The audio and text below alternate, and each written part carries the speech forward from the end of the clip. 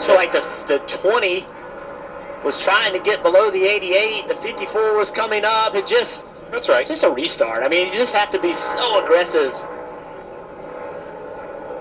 It's Van Gisbergen's view.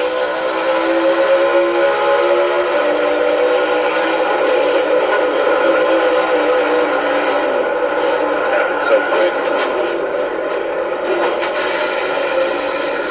How much contact that outside wall kind of. It's Cody Webb. Yep, he's the one that's going to hit the tie give right here to 51. Adios, car. Hang on tight, Cody Ware. Time to lose your breath.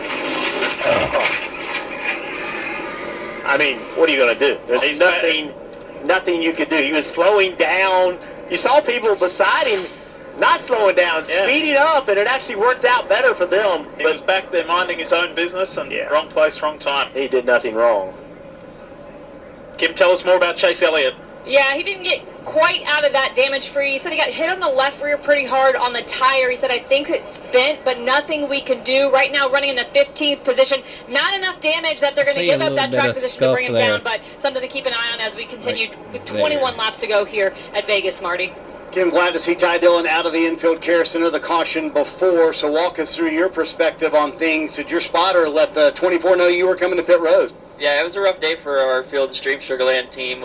There was something wrong with our race car all day. We just couldn't get it fixed. So we were hoping to get it back to the shop and diagnose that. When my spotter told me that he let the 24 spotter know we were coming to pit road, maybe I didn't wave him off enough, but I feel like at this level you kind of trust your spotter to do that. I don't know what we do different there. We're about to hit pit road and just take tires, and kind of we're taking our medicine on the day, unfortunately. And I hate it for the Hendrick guys. I hate it for Chevrolet that it happened that way, but I'm not even looking out the mirror at that point. I'm just trying to hit my points to get on pit road, and he hit me hard. So, it's an unfortunate way for that to happen. Were you coming to pit road higher than you normally had all day long under a green flag stop? I don't think so. No, that's pretty much the line I had taken all day.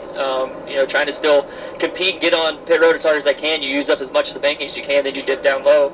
I don't think I was egregious in that. So maybe just a lack of information being transferred. I know our car looked really cool with the camo on it with Field and Stream, and maybe it blended in a little bit, but I hate it for them.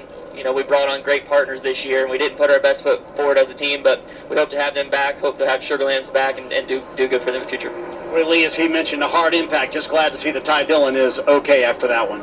And Jeff, you and I have sat up here and watched a couple waves of green flag pit stops, and I think it's fair to say that he could have been closer to the white line, but I think it's absolutely fair to say he is by no means higher than a lot of other cars that were coming to pit road. So, I don't know what everybody's going to say and what driver etiquette is.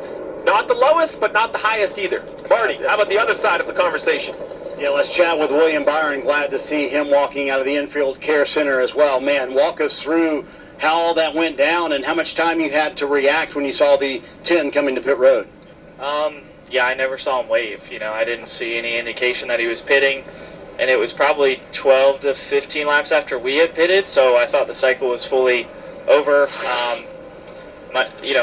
Nobody said anything to my spotter from what I know. I had zero idea.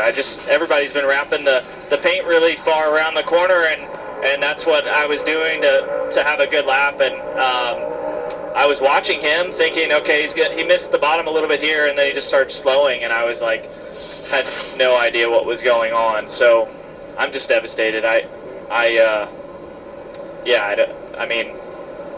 had no indication, so I obviously wouldn't have just driven full speed in the back of him like that. You talk about the devastation. Were you thinking that you had a winning race car today, William? We were right there with the 5. I got loose a few laps before and lost the lead, which I was bummed about, but was going to try to get my balance back to a reasonable place. I was a little bit loose that run, looser than I expected to be, and was just kind of pacing it. And, just as good as we were and just as good as the race was going, for random shit to happen like that, it just sucks. So, I don't know. I can't believe it. I obviously would never do that. During the cycle, you're anticipating guys pitting, and just sucks. You can tell the disappointment in his voice, but I want to go back to the word William Byron used, Lee, and that was devastation. He knew he had a shot to win the race, and certainly to lose it in that fashion, not what the 24 team wanted or expected. Well, a couple things. I think communication is the key here. Ty Dillon said he did not wave.